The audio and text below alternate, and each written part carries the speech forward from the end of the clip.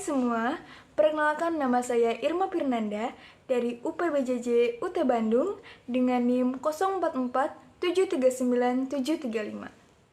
Pada kesempatan kali ini, saya ingin mempresentasikan mengenai diskusi 4 bahasa Indonesia. Assalamualaikum warahmatullahi wabarakatuh.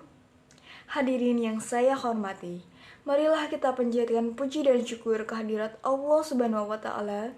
Berkat rahmat dan ridhonya, kita dapat berkumpul dalam keadaan sehat walafiat untuk melaksanakan penyuluhan mengenai pencegahan penularan coronavirus lebih lanjut di masyarakat. Virus corona adalah kumpulan virus yang menginfeksi sistem pernapasan. Pada banyak kasus, virus ini hanya menyebabkan infeksi sistem pernapasan ringan. Namun, virus ini juga bisa menyebabkan infeksi sistem pernapasan berat seperti pneumonia, bahkan kematian. Virus ini bisa menyerang ke siapa saja, dimulai dari lansia, orang dewasa, anak-anak, bayi, ibu hamil, dan menyusui. Virus corona pertama kali ditemukan di kota Wuhan, Cina, pada akhir Desember 2019. Virus ini sangat cepat menular dan menyebar hampir ke seluruh negara termasuk Indonesia. Berdasarkan data yang dikeluarkan oleh WHO, terdapat beberapa jenis varian. Berikut jenis variannya. Varian Alpha, varian Beta, varian Gamma, varian Delta, dan varian Omicron. Adapun gejala-gejala yang dialami oleh orang yang terpapar virus corona, ada 3 gejala umum, yakni 1. Demam, suhu tubuh di atas 38 derajat Celcius, batuk kering, dan sesak napas. Adapun gejala-gejala yang jarang terjadi, seperti diare, sakit di kepala, hilangnya kemampuan mengecap rasa, hilangnya kemampuan mencium bau, dan ruam pada kulit.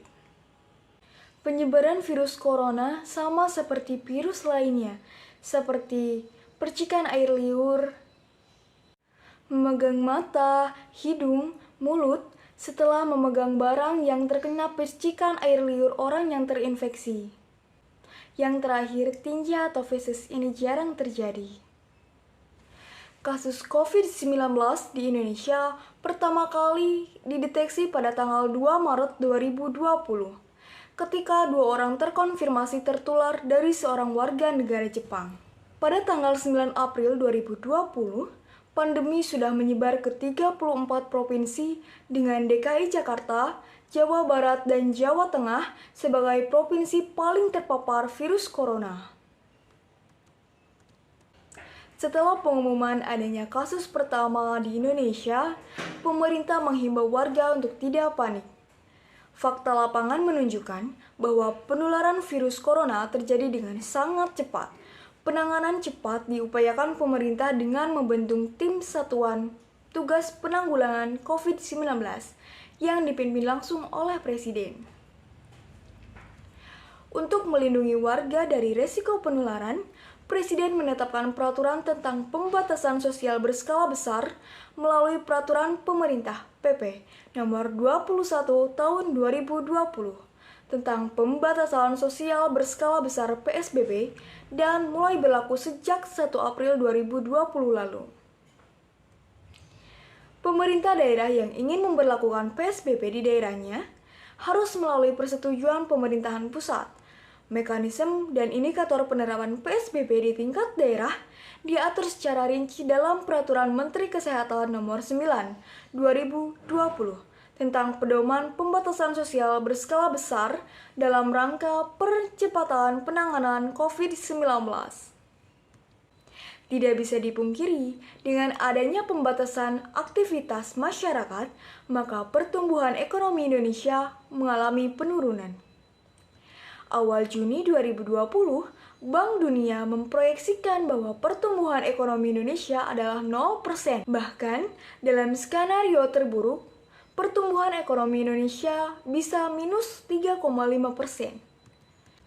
Demi mencegah situasi ekonomi Indonesia semakin terpuruk, pemerintah mulai melihat kemungkinan untuk melakukan relaksasi pembatasan sosial. Pada tanggal 27 Mei 2020 dilakukan sosialisasi kepada masyarakat tentang protokol norma baru. Kebijakan pemerintah untuk menerapkan norma baru ini diharap berbarengan dengan kesadaran masyarakat untuk tetap menjaga protokol kesehatan secara ketat, sebab COVID-19 belum usai.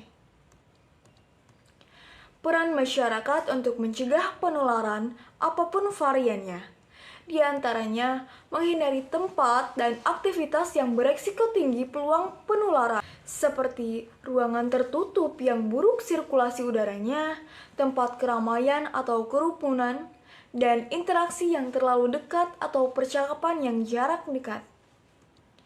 Masyarakat diharapkan untuk mengikuti vaksinasi dosis 1, dosis 2, bahkan booster, terutama populasi rentan seperti lansia yang berumur di atas 60 tahun, penderita penyakit komorbid, dan masalah kesehatan lainnya seperti hipertensi, diabetes mellitus, penyakit jantung, dan penyakit paru-paru kronis. Demikian uraian gagasan yang dapat saya sampaikan, semoga bisa bermanfaat bagi kita semua. Mohon maaf yang sebesar-besarnya apabila terdapat kekurangan. Wabillahi taufiq wal hidayah. Wassalamualaikum warahmatullahi wabarakatuh.